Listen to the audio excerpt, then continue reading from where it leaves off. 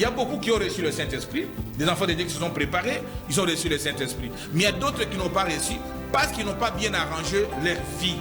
Jésus partait au ciel. Il a dit, je ne vous laisserai pas orphelin. Je viendrai en vous. Le baptême du Saint-Esprit amène Dieu en vous. Et Dieu s'appelle Jésus.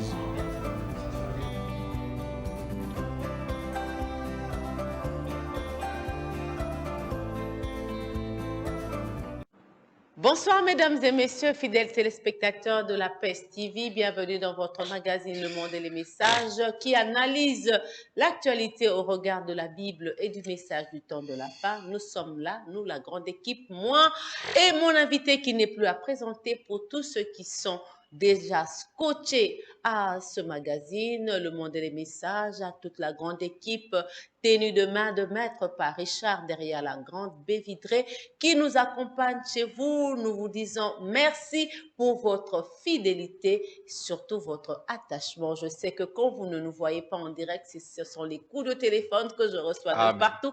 Qu'est-ce qui se passe? Qu'est-ce qui ne va pas?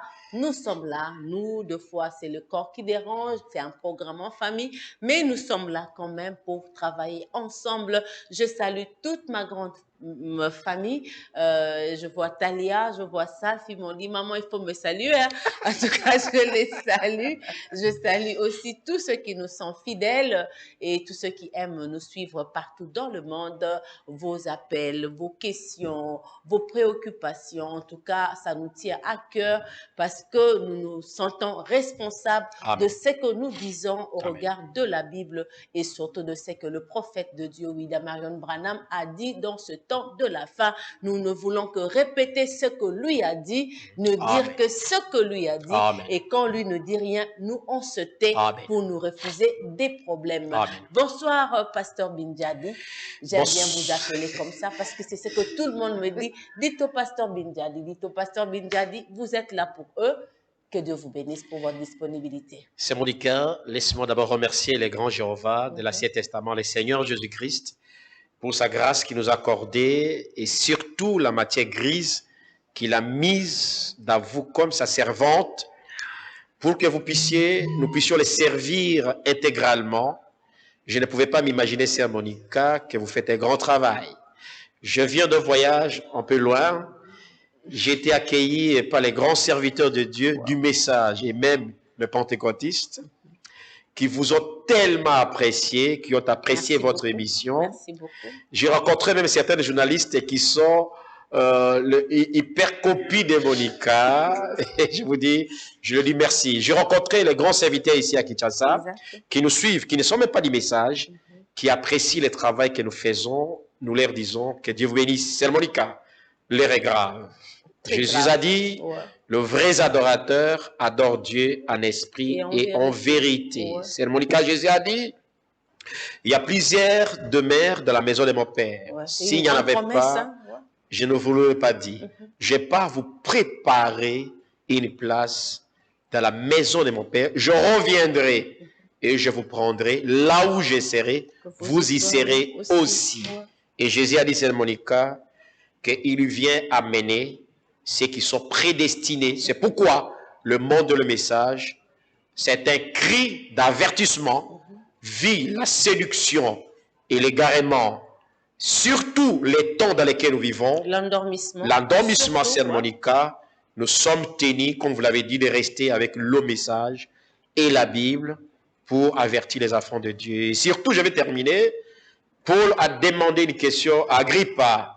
Agrippa, crois-tu au prophète? Paul a répondu, je sais que tu crois au prophète. Tu ne peux pas être chrétien et lire cette Bible sans croire au prophète. Parce que la Bible, c'est un livre de prophètes. Que Dieu bénisse. Que Dieu bénisse tous ceux qui sont scotchés à cette émission.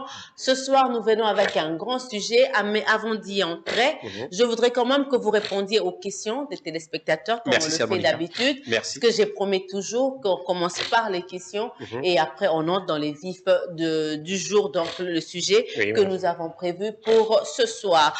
Pasteur Bin, vous avez parlé de la séduction, du prophète que nous devons croire aux prophètes. Exact. Il y a une grande question qui m'a été posée de savoir, vous parlez souvent de Branham comme prophète de Dieu. Pouvez-vous nous donner les critères d'un vrai prophète de Dieu? C'est Monica, merci beaucoup. Je crois que le frère de l'Afrique d'ici aussi m'a appelé, vous a appelé aussi. Oui. Parce qu'il y a un certain frère, excusez-moi, qui était dans ce message de Branham qui a fait 15 ans, qui est venu avec une mission très occulte. Et bien, quand il est sorti, il n'a pas trouvé ce qu'il a dit trouver parce que nous l'avons parlé sur les 4 groupes de gens.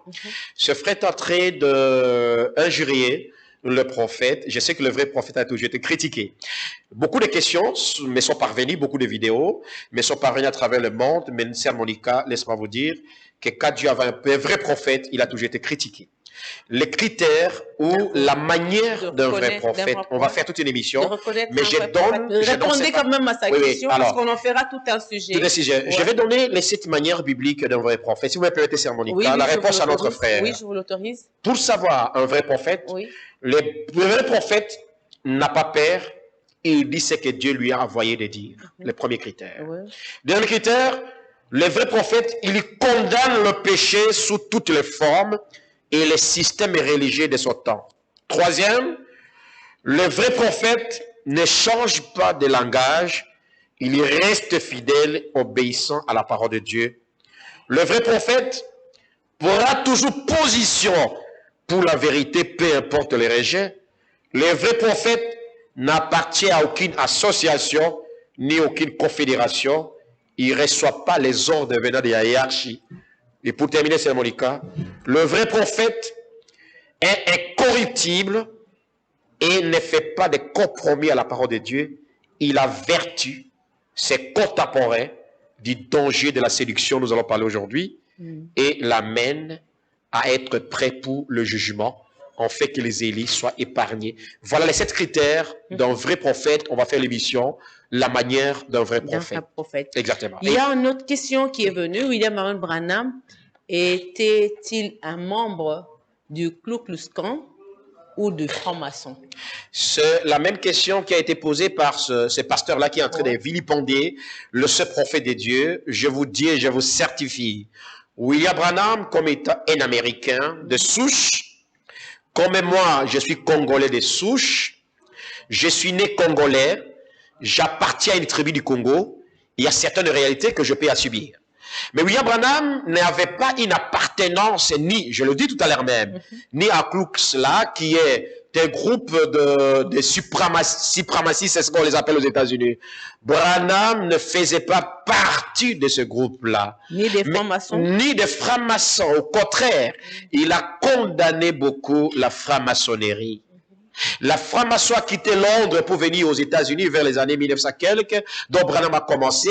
C'était une organisation, tout ça comme aujourd'hui, de bienfaisance et consorts. Mais Branham étant le prophète, il n'est jamais appartenu ni à une secte, ni à une organisation contraire. Au contraire, j'ai des citations que je peux démontrer qu'il a condamné tous ces organismes-là, même Ku Klux là, que le frère, le Ku Klux là, qui est le suprémaciste américain, et qui voulait évidemment s'afficher à William Branham parce que c'est un sudiste et consort, on voulait s'afficher, mais je vous dis la vérité, n'écoutez pas ces usurpateurs. Branham n'appartenait à rien. Je suis aujourd'hui en train de parler le message de Branham, qui est la véritable parole de Dieu. Si Jésus, qui était notre Dieu, quand tu étais sur la terre, on l'appelait qui? On l'appelait Belzébul. Voyez ça? Alors, si Jésus, lui, le maître, a été considéré comme Belzébul, qu'en pensez-vous? Mais il paraît-il que selon lui, le prophète Branham n'a aucune prophétie qu'il a dite et qui s'est accomplie. C'était seulement des briefings. Mais Sœur Monica, toute la prophétie de William Branham, nous détaillons les 7 prophéties majeures. Incontestable. Je suis à la télévision. Je lance ces défis. Toutes les 6 prophéties, si 7 sont accomplies à nos yeux. vous et moi, nous avons fait l'émission avec vous. Je remercie Dieu. Un grand homme de ces pays m'a rappelé ça même avant-hier. Ah non, il y a 3 jours passés. Il m'a dit, il ne prie même pas avec nous. Il dit, frère Bin, je crois que Branham, c'est un vrai prophète, parce que quand je lis, c'est que la femme américaine, la vice-présidente américaine, la manière qu'elle était habillée, Et la manière que Branham a donné la prophétie, je crois que Branham, c'est un vrai prophète. Alors, si quelqu'un qui ne croit même pas ce message peut avoir ça, mais un homme qui est venu dans les messages comme étant un voleur et qui est sorti, vous pensez qu'il va profiter quelque chose? Il est venu chercher à connaître les erreurs de Branham, mais je vous dis la vérité, il en trouvera autant, mais Branham reste un vrai prophète et messager de Dieu que Dieu nous a envoyé à ces temps de la fin. Merci. Le prophète Branham dit ceci, moi je vais lire, parce que je ne voudrais pas que cela sorte de moi. Exactement. Lui-même l'a dit dans « Je serai avec toi comme j'ai été avec Moïse », prêché le 11 septembre 1960, au paragraphe 182, je lis. Maintenant, je défie n'importe qui, n'importe où dans le monde, de me dire au sujet de ces bandes, où qu'elles aillent, montrez-moi une seule fois où il a été où il a jamais dit ici sur l'estrade ou dans n'importe quelle vision ou n'importe quoi, quelque chose d'autre, si ce n'est exactement la chose vraie et qui est arrivée juste comme il l'avait dit. Il a dit à chaque personne exactement ce qu'était son problème et tout ce qu'il en était et d'où elle venait et tout ce qu'elle devait faire. Et chaque fois qu'il a été dit, ainsi dit le Seigneur, pour n'importe quelle chose concernant une guérison, cela est arrivé de cette manière. Si vous connaissez une circonstance, faites-le moi savoir et je vais recourir à la bande pour voir cela. Cela n'a jamais failli. Pendant ces 12 longues années ou 14 années, cela n'a jamais failli parce que cela ne peut pas faillir. Le signe avait été donné par Dieu. Cela ne peut pas faillir. Que Dieu bénisse. Au regard de cette citation, comment expliquez-vous aujourd'hui qu'on est en train de discuter sur l'infaillibilité du prophète aujourd'hui dans le message? Sœur Monica, alors que lui-même dit qu'il n'a jamais... Il faut comprendre, nous sommes réellement, Laodicée, c'est un âge de séduction. C'est pourquoi je te remercie, on va parler de la séduction. L'apostasie a atteint le niveau le plus grand qu'on a jamais. C'était une question, hein? Une question, je réponds à la question, c'est Monica. Vous savez, quand William Branham est venu sur la scène, ses prophéties, ses visions, ces révélations, je dis bien, ces prophéties, ces visions, les révélations scripturaires qu'il a données de la part du Seigneur sont infaillibles. Parce que cela provient de Dieu.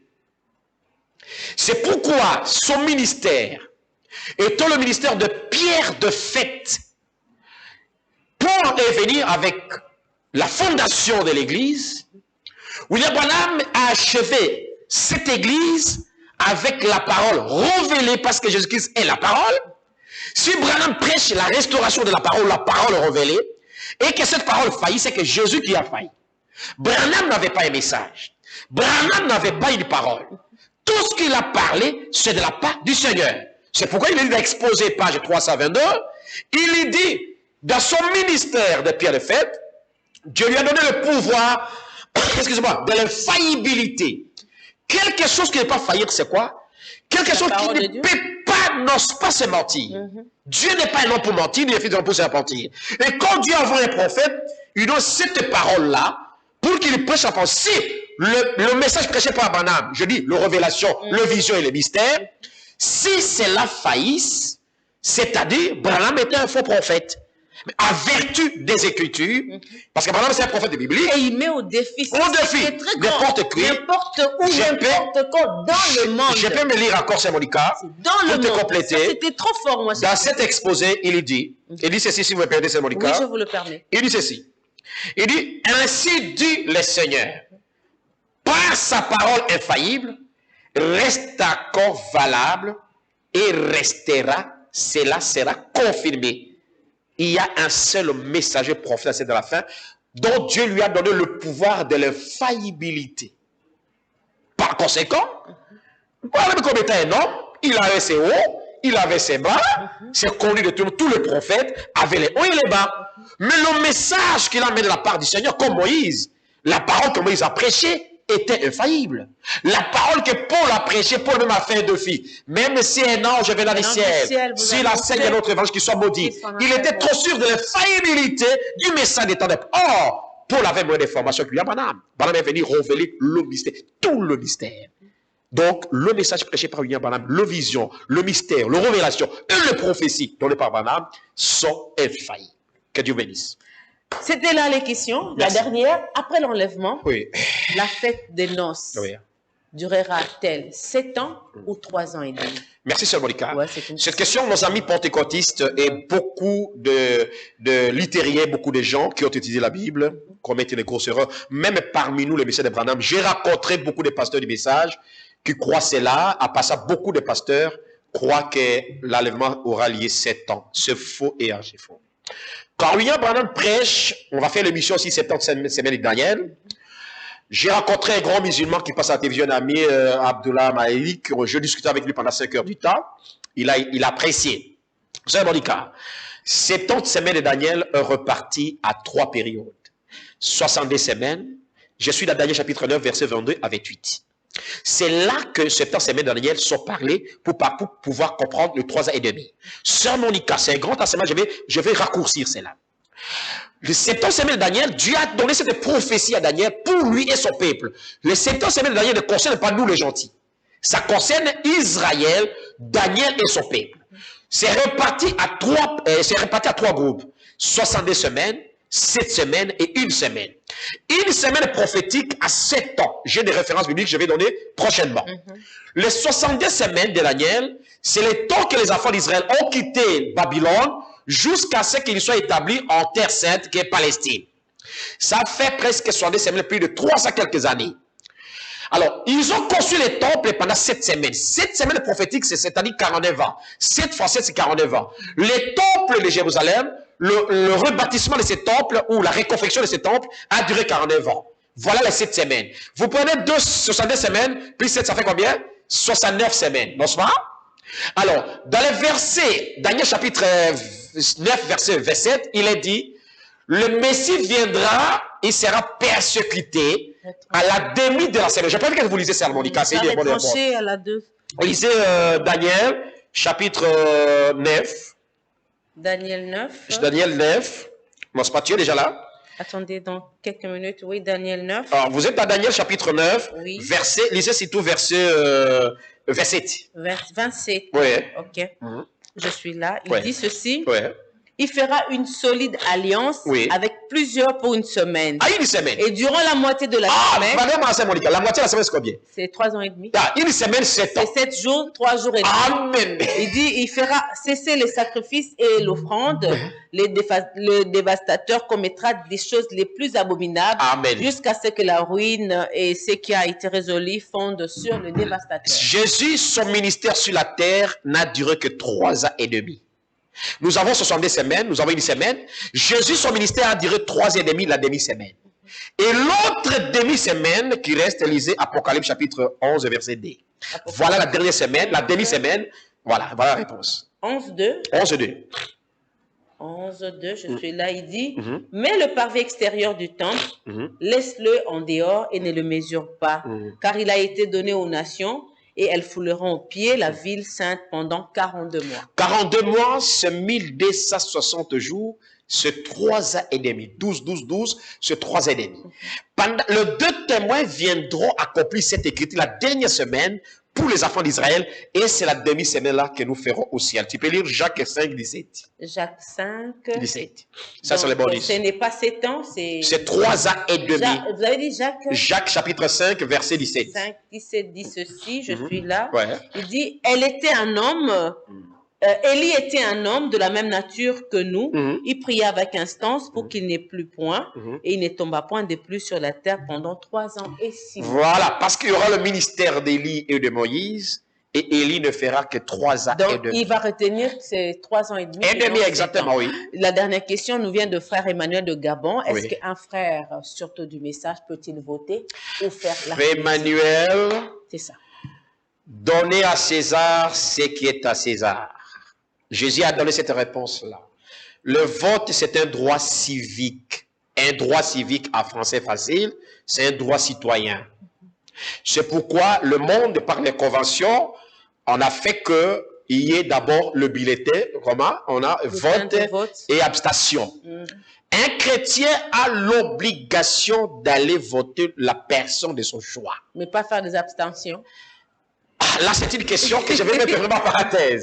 Tout comme il peut faire l'abstention, parce que c'est la loi qui a prévu ça. Ouais. Si je pars dans le bureau de vote, et je trouve une personne que je ne comprends pas, parce que madame dit, la personne que vous votez, s'il échoue, vous allez répondre. Okay. Ah, c'est ça le Branham. Okay. Un vrai prophète. Maintenant, si je vais dans les urnes, et je ne trouve pas la personne que je vais voter, en tout cas, je vais m'abstenir. Mais un chrétien doit voter de la même manière qu'un chrétien doit payer les taxes et l'impôt. Un chrétien a un droit civique, il doit voter. Mais un chrétien ne peut pas faire la politique active parce que la politique, c'est dur de le dire, c'est un instrument du diable. Merci. Merci, c'est par là qu'on met fin pour les questions ce soir. Et nous entrons dans notre sujet qui est déjà affiché, la séduction dans l'église. Amen, amen. La séduction dans l'église. Aujourd'hui, l'église, le lieu où nous devions avoir la vie, surtout la vie éternelle, est devenu un lieu où nous mourons spirituellement surtout et physiquement aussi. Amen. Parce qu'on y rencontre des empoisonnements. Il y a des guerres pour les postes, il y a des guerres pour l'emplacement, pour que les gens... Le positionnement. Les gens les tuent. Il y a tout, on se pose la question, l'église, maison de Dieu ou l'église, une bonne question. Une politique sous-entendue. Très bien. C'est Monica pour répondre à cette question. Vous permettez une minute? Oui. Je vais citer la signification de la séduction de l'église selon William Branham. Vous me permettez? Oui, oui. Branham appelle une église séduite par le monde, une église aveugle, une église samsonique, une église balamique, une église jézabélique, une église sodomite, une église païenne, une église antichrist idolâtrique, une église organisée, une église balle, imitatrice ou égarée, une église hiérarchisée, une église politique, comme vous l'avez dit, une église blasphématoire. Bref, Branham me dit une église apostate. Seulement le cas. C'est une église cruelle, génocidaire. Et Branham me dit, ce n'est pas même l'église, ça s'appelle les clubs de la Odyssée. Pourquoi seulement le cas? Vous constaterez que tous ces clubs n'ont pas un objectif défini. C'est pourquoi Branham, quand il parle de la séduction de l'église, Branham nous dit ceci, si vous me permettez seulement. Oui, oui, je vous le permets. Vous voulez comprendre la séduction de l'église? Regarde la manière qu'on est en train de lier un chien ou enchaîner un chien, la manière qu'on enchaîne un fou, la manière qu'on est en train d'enchaîner un esclave, la manière qu'on est en train de mettre un oiseau dans une cage, c'est la même manière que l'église est enchaînée aujourd'hui. C'est pourquoi Branham montre l'exemple de Samson, qui était un vrai type de l'église. Samson était enchaîné, lié par Delilah et le Philistin à cause de n'avoir pas écouté la parole de Dieu. Si vous me permettez, vous pouvez lire Juge, chapitre 16, verset 6. Et quand l'église est séduite, elle perd sa force. Juge, chapitre 16, verset 6. 16, 6. Dit ceci, les princes, je crois que c'est là. Oui. Delilah dit à Samson, dis-moi, je te prie, d'où vient ta grande force? Ah, c'est mon cas. Et avec quoi il faudra te lier pour te dompter. D'où vient la grande force? William Branham nous dit ceci. L'église avait perdu sa grande force et ses secrets. Et pourtant, si vous me permettez, je peux lire, c'est mon cas, parce que mes pensées peuvent se perdre. Écoutez, Branham nous dit ceci. Branham, le prophète, nous dit ceci, c'est mon cas. Il dit, si vous me permettez, c'est mon cas. Oui. Il dit, l'église de Dieu vivant était la colonne et l'appui de la vérité qui avait bien commencé. L'église s'est engagée dans une bonne direction de ses débuts. L'église servait Dieu à garder ses paroles. L'église accomplissait le commandement de Dieu. Elle est restée dans les pages de la Bible et adorait Dieu d'après le principe de la Bible. En esprit et en vérité, nous l'avons dit, elle était sortie du paganisme et des traditions. Branham dit, mais malheureusement, cette église s'est éloignée de Dieu, se retournée dans les mondes et dans le paganisme. Dieu l'a rejetée. Elle ne veut plus combattre selon la foi. Elle ne veut pas connaître, étudier les techniques et les pièges du diable. Elle a adopté les idées du monde et du païen. Elle est sortie des territoires et du camp de Dieu. C'est pourquoi cette église est séduite. Si vous pouvez lire, Sœur Monica, Éphésiens, 2 Corinthiens, chapitre 4, verset 4. Vous dites 2 Corinthiens. Oui, d'abord Éphésiens. Éphésiens 4 et 14. Éphésiens 4. Éphésiens 4 et 14. Éphésiens 4 et 14 dit ceci, je suis là. Oui. 14 dit, afin que nous ne soyons plus des enfants, flottant et emportés à tout vent de doctrine, par la tromperie des hommes, par leur ruse dans les moyens de séduction. Sœur Monica, je me suis posé la question quand vous m'avez dit on va faire cette émission. J'ai fait cette question comme une problématique. Jésus devient-il menteur? Ou c'est vous qui êtes des menteurs? Ah, une bonne question, Sœur Monica. Ah, une bonne problématique, Oui, Sœur Monica. ou c'est vous qui êtes des menteurs? Deuxième problématique, Sœur Monica. Jésus a-t-il échoué? Ou c'est l'homme qui ne veut pas arrêter de se toi, tu es intelligente. pour échouer. Parce que là, c'est triste. L'Église est censée donner la vie, surtout la vie éternelle. Sœur Monica. C'est ce qui est important. Dans cette problématique, écoutez comment nous sommes arrivés pour comprendre la séduction de l'Église aujourd'hui. Sœur Monica, je pense que vous me permettez bien. Oui, je vous le permets, parce qu'on est là pour ça. Jésus a dit lui-même, le maître, le fondateur, l'édificateur, les propriétés de l'Église. Dans Matthieu 16, chapitre 16, verset 17-18, il dit, je bâtirai, j'ai le pronom personnel, j'ai bâtirai mon Église. Ce n'est pas catholique qui va bâtir. Ce n'est pas Branham qui va bâtir. Jésus a dit, je bâtirai mon Église. Il se charge de bâtir son Église. Et puis, mon c'est pronom adjectif possessif. Ah, merci beaucoup, j'ai oublié le français. Alors, il dit, j'ai et mon. Branham me dit, prenez les j'ai et les mon. Je bâtirai mon Église. Les portes des morts et des séjours des morts ne domineront pas sur elle. Maintenant, pourquoi alors nous voyons que la mort domine l'Église? Et les portes des séjours des morts. Moi, c'est comme l'impression qu'elle est même fermée. C'est comme dans un bouquin. Que Dieu te bénisse. Qu'est-ce qui se passe? Est-ce que Jésus a-t-il maté, Sœur Monica? Mais la réponse, Branham donne la réponse. Écoutez la question des problématiques de votre question. Parce que l'Église est séduite. Jésus a-t-il bâti ou échoué? Le diable a-t-il dominé Jésus? Jésus a-t-il laissé abandonner son projet? Pourquoi a-t-il permis cette séduction? S'est-il caché sur le libre arbitre? Qui est responsable de cette séduction? Vous avez posé la question, mais moi j'ai fait la problématique. C'est Monica. Le prophète nous répond. Dieu n'est pas un homme pour mentir, ni un fils de l'homme pour se repentir. Il n'y a pas d'iniquité en Dieu. Il connaît la fin avant le commencement.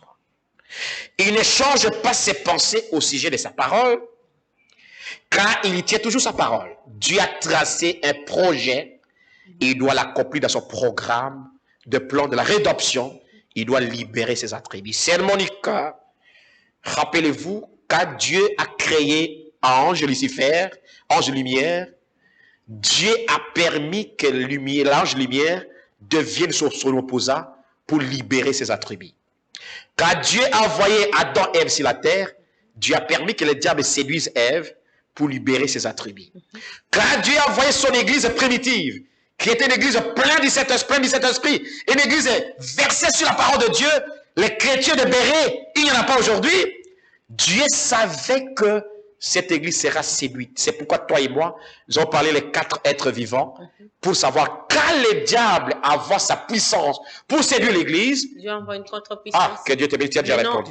La séduction, donc si je vous entends bien et vous suis à la lettre, c'est que c'est Dieu qui l'a permise pour qu'aujourd'hui, il différencie son église et le reste du monde. C'est Monica, mais avant que je puisse répondre à cette question, on doit d'abord définir qu'est-ce que c'est la séduction.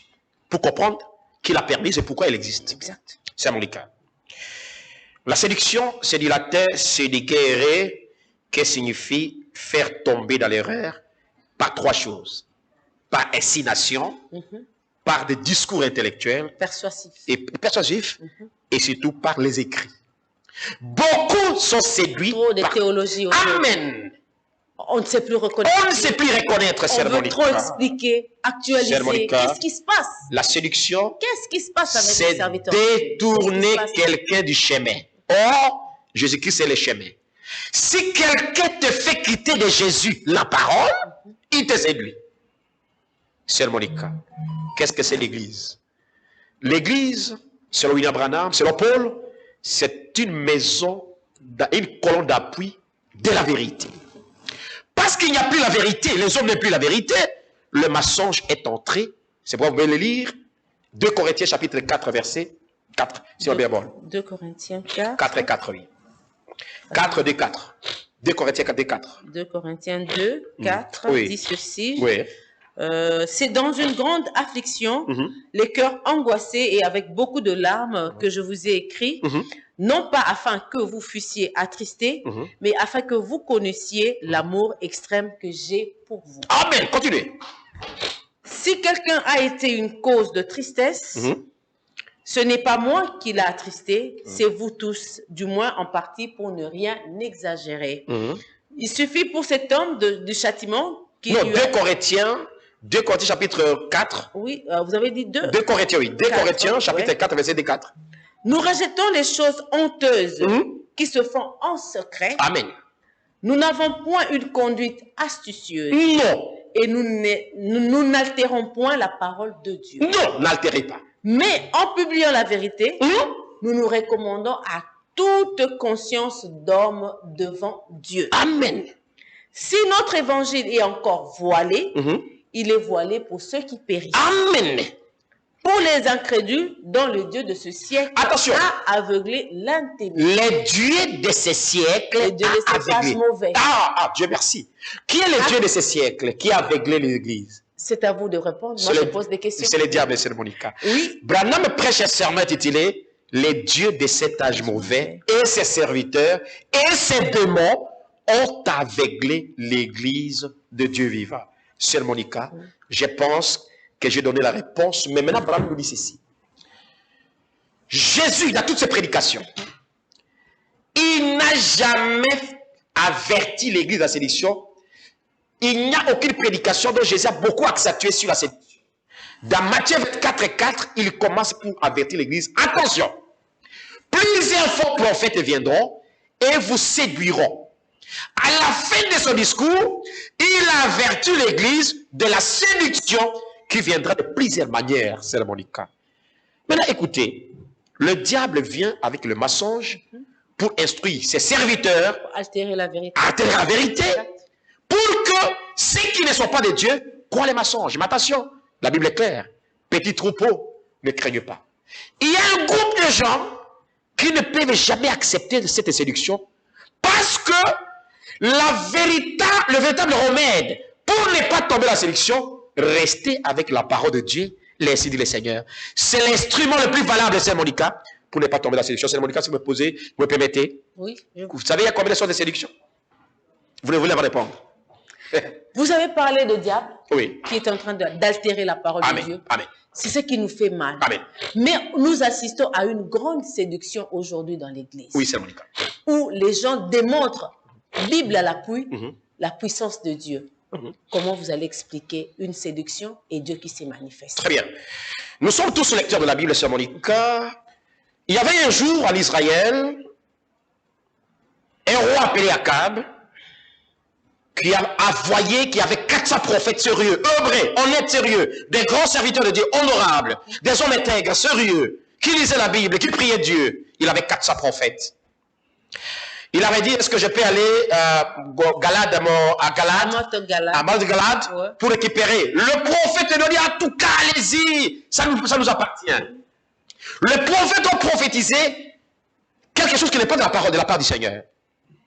Mais un Michée, plutôt, un Josaphat, un vrai chrétien, a dit non, roi, je connais. Tu as des prophètes qui disent ça, mais toi-même tu es marié à une païenne. Je doute un peu de toi. Il y a-t-il pas un autre prophète? Il dit non, il y a un prophète qui me hait. Non, ne lui dit pas ça, roi. Comment s'appelle-t-il? Michée. Allez appeler Michée. Un esprit de mensonge sort de Dieu. Les esprits mauvais de Dieu. On va parler de ça. Les esprits mauvais de Dieu sortent d'auprès de Dieu. Un esprit de mensonge. Dieu lui pose la question. Qu'est-ce qu'il va faire? Quelle stratégie? Quelle stratégie il va prendre? Alléluia. Wow, il dit à Dieu, je vais entrer dans les 400 prophètes.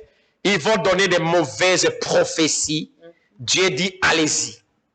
L'esprit de mensonge, l'esprit d'erreur est entré dans ces prophètes pour égarer tout un peuple et ainsi de suite. Sœur Monica, vous comprendrez qu'il y a 3 sortes de séduction. Il y a la séduction que j'appelle la séduction par endurcissement, la séduction indirecte et la séduction directe. Qu'est-ce que c'est la séduction par endurcissement? Hébreux 3:13. Alléluia. Ça, c'est la parole de Dieu. Par endurcissement. Par endurcissement. Vous avez dit Hébreux 3. Hébreux 3:13. Tu peux nous lire, c'est Monica. Aujourd'hui, on va rester plus dans les Écritures. Et les Écritures. Ça, c'est un enseignement, je ne peux pas sortir. Hébreux 3:13. Oui. Attendez, je suis là. Oui. 3:13 dit ceci. Il dit, mais exhortez-vous les uns les autres chaque jour, aussi longtemps qu'on peut dire. Comme nous faisons aujourd'hui, c'est Monica. Aujourd'hui, afin qu'aucun de vous ne s'endurcisse par le péché, par la séduction du péché. La séduction par endurcissement, c'est quoi? Donc, la séduction du péché. Amen. Par endurcissement. C'est-à-dire, vous écoutez, on vous dit la parole de Dieu. On vous prêche que Jésus-Christ est Dieu. On vous dit que le baptême, c'est au nom du Seigneur Jésus-Christ. On vous dit que pour aller au ciel, il faut le Saint-Esprit. On vous dit que Kimbam n'est pas Dieu. Branham n'est pas Dieu. Vous écoutez la télévision, Binja de Monica prêche tout le dimanche. Abandonnez les femmes, ne prêchez pas. Abandonnez les pantalons. Abandonnez la prostitution. Mais vous voyez les gens qui endurcissent leur cœur. C'est ce qu'on appelle la séduction par endurcissement. C'est-à-dire qu'ils écoutent la parole de Dieu. Mais le péché d'endurcissement est ancré dans leur cœur.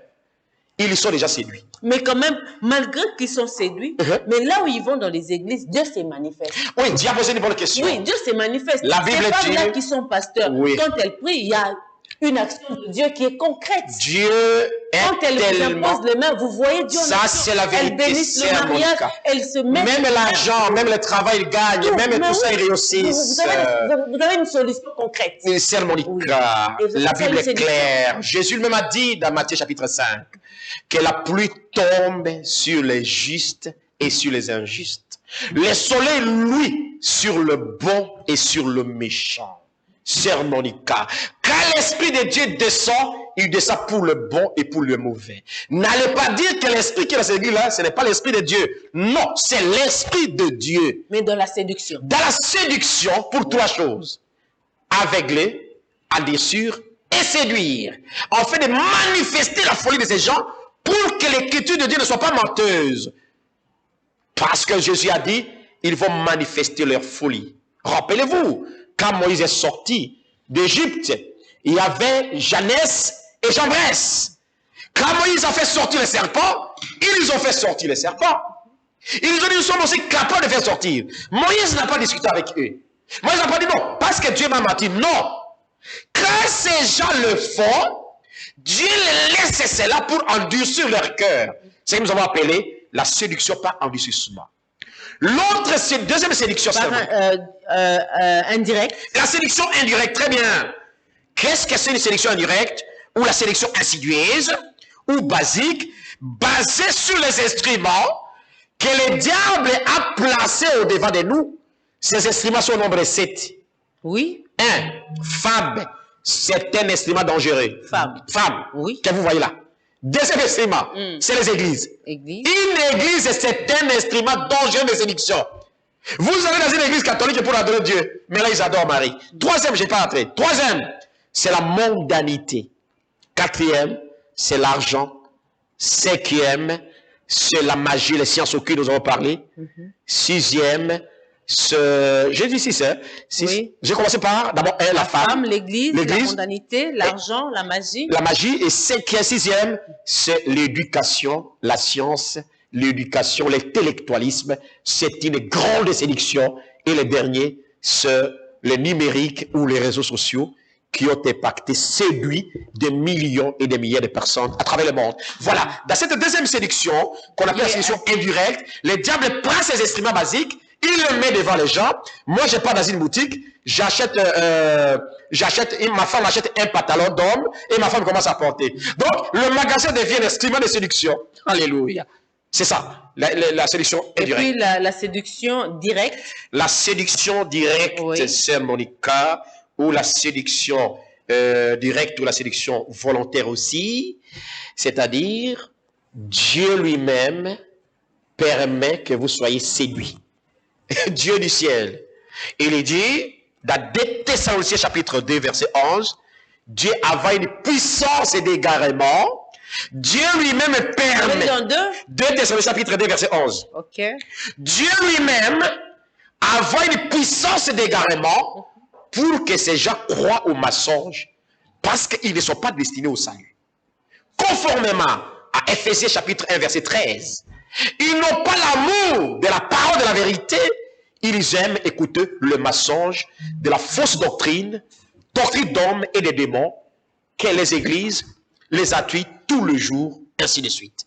Exactement, c'est ça, c'est Monica. Donc voilà les 3 sortes de sélection que nous avons. La sélection par désussement, la sélection indirecte ou basique. Direct ou basique. C'était instrument basique. Exactement. Et la sélection volontaire ou directe.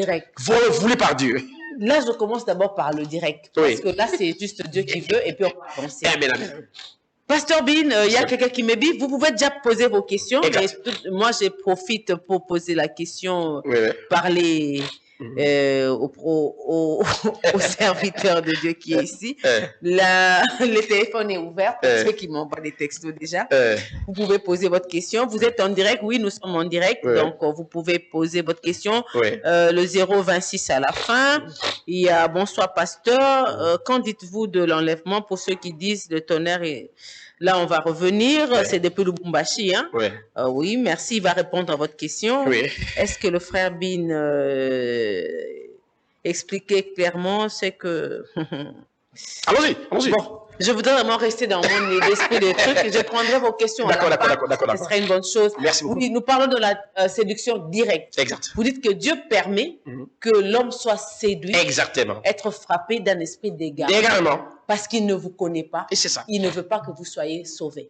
Non, Dieu vous connaît parce que Dieu connaît sa création. Donc, il ne veut pas que vous soyez sauvés. Exactement. Mais il vous connaît. Il vous connaît. Mais il ne veut pas que les 4 groupes, nous avons parlé qu'il y a 4 catégories. Il est nulle part. Donc, il veut vous voir. Exactement. Il veut vous voir être perdu.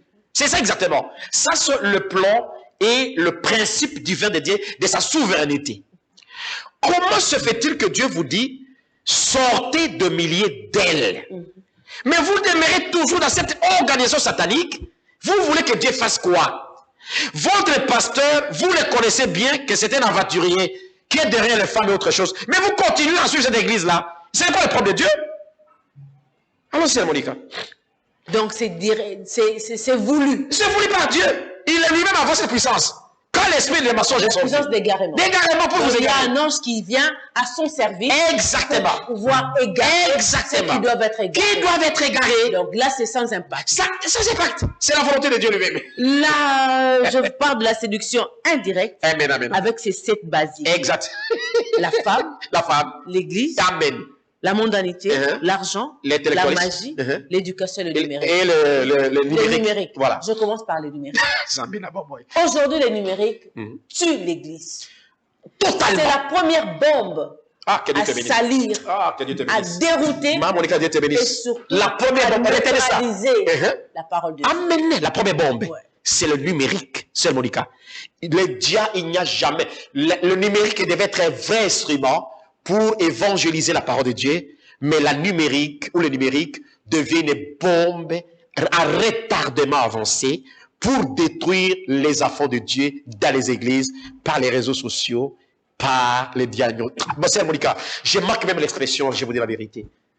Je vous dis, ce téléphone, la télévision, le téléphone, le numérique, c'est Monica, c'est un démon le plus cruel que les églises mèrent aujourd'hui à travers les réseaux sociaux. Allons-y. Les numériques. Oui. Je continue, c'est Monica. Comment un homme et une femme peuvent se connaître par le téléphone? Combien de femmes mariées se prostituent par le téléphone? Combien de pasteurs sont entrés de villes par l'autre pasteur par le téléphone et par la télévision? Voilà la bombe à retardement que beaucoup de gens sont séduits. L'éducation, l'intellectualisme. C'est Monica. Aujourd'hui, si tu n'es pas théologien, tu n'es pas un bon pasteur. Si tu ne sais pas parler français, si tu ne sais pas lire, si tu n'actualises pas la Bible, tu n'es pas un bon pasteur. Je préfère un villageois qui vient de chez moi, de Lubefu, de Katagokombe, qui me prêche Jésus et qui vit la parole de Dieu, qu'un gros intellectuel avec une lunette bombée, qui est en train de nier la naissance du virginal, qui est en train de nier la puissance de cet esprit, qui est en train de nier la vie du Seigneur Jésus-Christ. Je préfère un primérien qui est en train de vivre la parole de Dieu qu'un gros intellectuel qui a fait des diplômes, des PhD, des licences, des doctorats et consorts, mais qui nie la puissance de cet esprit dans l'Église. Je préfère, Sœur Monica, un primérien qui reste avec les pages de la Bible, qu'un gros coq, comme on a dans l'histoire des coqs, qui a organisé une réunion et qui a dit à tous les coqs, il dit, coqs, venez, j'ai appris beaucoup, si nous creusons beaucoup, nous allons trouver des vitamines. Et notre coq a dit, non, je viens de suivre les informations. On a dit que tous les coqs qui sont à bonne santé seront vendus à $5. À quoi bon d'avoir tous ces diplômes et tous ces intellectualismes pour être allés dans une tombe et perdre le ciel? Que Dieu bénisse. L'éducation, la magie. La magie, ouais. Sœur Monica, comment expliquer la magie? Toutes les églises, sans exception, même les nôtres, la magie, la science traditionnelle, le voodoo, sont entrés parmi les frères. Des pasteurs qui touchent la magie pour manifester la puissance de Jésus. Des pasteurs qui sont dans les cabales juives sont pleins de ça qui tient ça. Comment expliquer? On est dans la magie, ouais. Et puis on va toucher Jésus, on va manifester Jésus. C'est pas. Oui, mais le débat Jésus, c'est l'esprit de Bar Jésus, c'est Monica. L'esprit de Bar Jésus n'est pas terminé. Ils sont Jésus pour les fonds du commerce. Jésus n'est qu'un fond de commerce. Dans la forme, ils ont Jésus, mais dans les fonds, ils ont le diable. Alléluia. La forme, c'est Jésus, mais le fond, c'est le diable. C'est ça. La magie. J'attends des questions la magie. Forme Jésus. Forme le diable. Amen. Ah, tu as bien compris, c'est ça. Donc on a la forme. La forme de Jésus, mais le fond c'est le diable. Alléluia. Mais les deux coopèrent. Les deux coopèrent, mais Jésus ne coopère avec eux. Il autorise. Il permet que son nom soit élevé. Si le moyen. Même un prostitué, même celui qui va dans une boîte de nuit peut prendre le nom de Jésus. On peut chanter même la musique chrétienne dans une boîte de nuit. On peut même chanter Jésus dans une boîte de nuit. Mais Jésus n'est pas là. L'argent. Sœur Monica, les démons. De tous les mots. C'est là où il y a les empoisonnements. Tout. Des divisions, wow. Des empoisonnements, l'orgueil, les séparations, le nativisme, c'est l'argent. Sœur Monica, je vous dis la vérité. Aussi vrai que vous avez l'amour de l'argent dans votre cœur, vous n'aurez jamais l'amour de Dieu dans votre vie. Beaucoup de soi-disant chrétiens aiment l'argent et le matériel plus que Dieu. Et Branham a dit, là on dit c'est, mes frères, ces démons a envahi le message, non, les frères et les sœurs du message de Branham. Ça n'a laissé aucun. Comment le diable a mis dans les pots? Comment on appelle ça quoi? Comment on a mis dans les pots? Qu'est-ce que tu as Coloquette sauvage est entré dans les pots de l'émission de Branham. C'est Monica. Si Bindian n'a pas la voiture, n'a pas l'argent, il n'est pas considéré. Guerre de position. Oh là là là là là là là. Dieu vient d'aide. Quand on ne veut pas. Et moi, j'ai comme l'impression que Dieu a laissé tous ceux qui ont commencé. Ça, c'est moi. Oui. Une analyse. Que tous qui ont commencé avec ce message, Dieu les a tous laissés dans les déserts pour qu'à la fin, il manifeste la véracité de sa parole, qui ne regarde la compréhension d'aucun serviteur de Dieu. Ça, c'est selon. C'est pourquoi je dis à Dieu, le premier exode, c'était ça. Quand les enfants d'Israël sont sortis, ils étaient 12. Ils étaient 12 grands prédicateurs. Mais parce qu'ils ont nié la volonté de Dieu, Dieu a dit, c'est la nouvelle génération qui doit entrer. Mais je ne refuse pas. Parce que nos anciens, que j'ai beaucoup de respect, ils sont en train de détruire ce qu'ils ont bâti.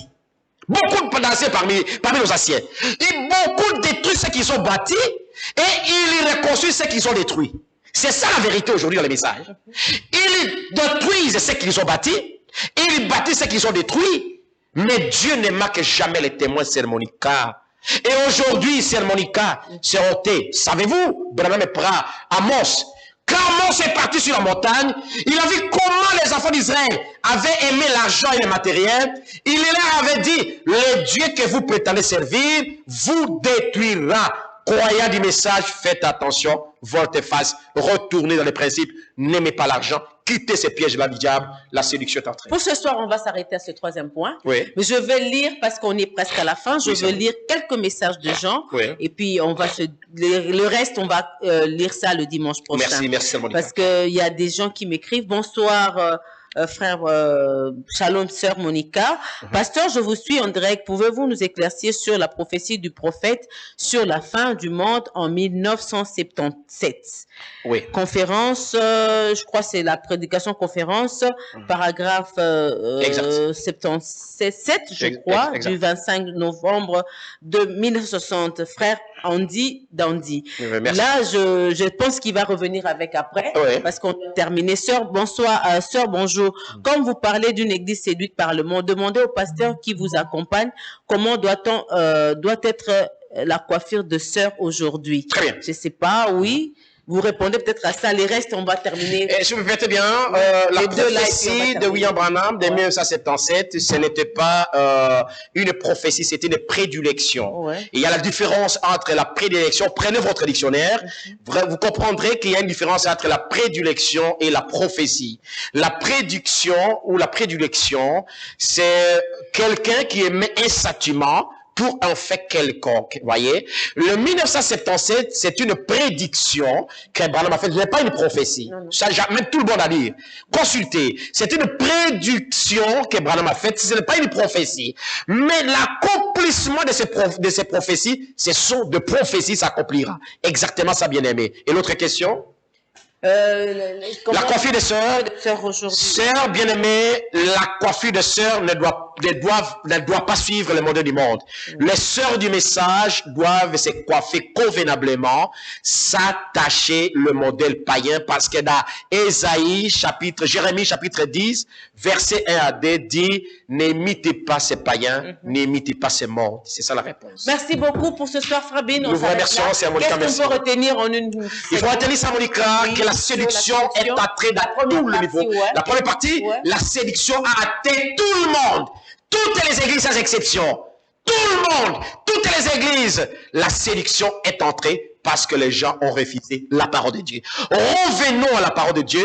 Pour ne pas être séduits, restons avec la parole et le message que Dieu nous a donné pour ne pas tomber. Nous allons parler ça. Quelles sont les 7 cordes que l'Église est liée dans sa séduction. Nous allons voir ça le dimanche que Dieu va suivre. Merci à tous ceux qui nous ont suivis chez vous à la maison. Merci à la grande équipe qui m'a accompagné. Surtout à la disponibilité de l'homme de Dieu, le révérend Binjadi, qui est toujours disponible pour nous.